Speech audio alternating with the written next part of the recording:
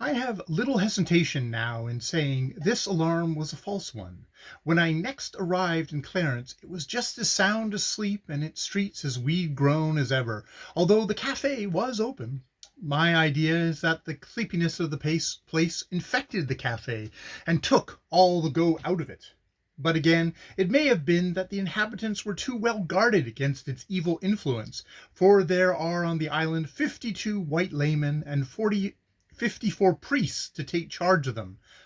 the extra two being, I presume, to look after the governor's conduct, although this worthy man made a most spirited protest against this view when I suggested it to him, and in addition to the priests, there are several missionaries of the Methodist mission, and also a white gentleman who has invented a new religion. Anyhow, the cafe smolders like a damp squib. When you spend the day on shore, and when, having exhausted the charms of the town, a thing that usually takes from between 10 minutes to a quarter of an hour, you apply to an inhabitant for advice as to the disposal of the rest of your shore leave, you are told to go see the coals. You say you have not come to tropical islands to see a coal heap, and applying elsewhere for advice, you probably get the same. So, when you were told to go see the coals when you left your ship, you do as you are bid. These coals, the remnant of the store that was kept here for the English men of war, were left here when the naval station was removed. The Spaniards at first thought of using them, and ran a tramway from Clarence to them. But when the tramway was finished, their activity had run out too, and to this day there the coals remain.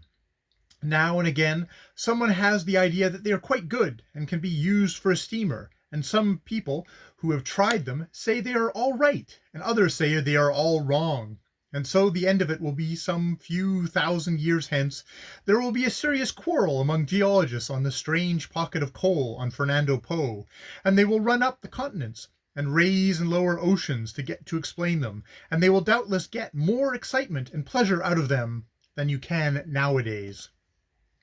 The history of the English occupation of Fernando Po seems often misunderstood, and now and then one hears our government reviled for handing it over to the Spaniards. But this was unavoidable, for we had it as a loan from Spain in 1827 as a naval station for our ships, at that time energetically commencing to suppress the slave trade in the Bights, the idea being that this island would afford a more healthy and convenient spot for a naval depot than any port on the coast itself.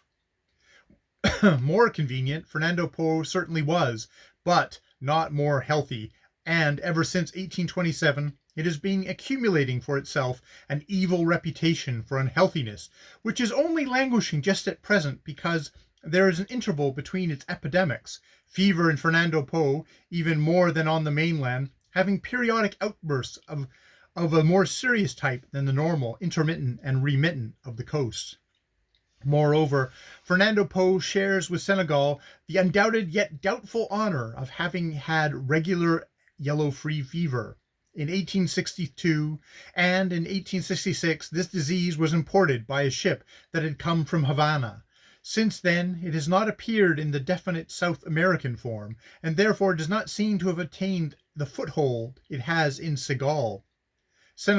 where a few years ago all the money voted for keeping of the Fête Nationale was in one district devoted by public consent to the purchase of coffins required by an overwhelming outbreak of yellow jack.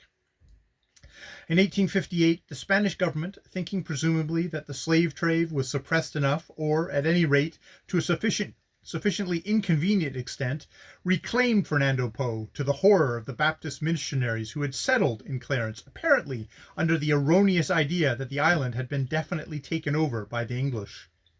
This mission had received from the West African Company a large grant of land, and had collected round it a gathering of Sierra Leoneans and other artisan and trading Africans who were attracted to Clarence by the work made by the naval station, and these people, with the English traders who also settled here for like reason, were founders of Clarence Town. The declaration of the Spanish government stating that only Roman Catholic missions would be countenanced caused the Baptists to abandon their possessions and withdraw to the mainland in Ambas Bay, where they have since remained, and nowadays Protestantism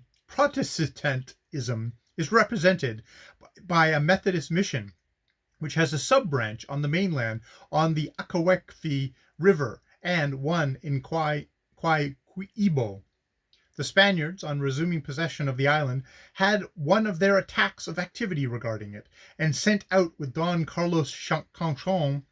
who was to take over the command, 4 Jesuit priests, a secretary, a commissariat officer, a customs house clerk, and a transport, the Santa Maria, with a number of emigrant families. This attempt to colonize Fernando Po should have at least done the good of preventing such experiments from ever being tried again with women and children, for of these unfortunate creatures, for whom, in spite of it being the wet season, no houses had been provided, more than 20% died in the space of 5 months. Mr. Hutchinson, who was an English consul at the time, tells us that in a very short time gaunt figures of men, women, and children might be seen crawling through the streets with scarcely an evidence of life in their faces, save the expression of a sort of torpid carelessness as to how soon it might be their turn to drop off and die. The Portino, a steamer, carried back 50 of them to Cadiz, who looked when they embarked more like living skeletons of bone and skin and bone than animated human beings. I quote this not to cast reproach on the Spanish government, but merely to give a fact, a case in point of the deadly failure of endeavors to colonize on the west coast. A thing which is even now occasionally attempted, always with the same sad results, though in most cases these attempts are now made by religious but misinformed people under Bishop Taylor's mission.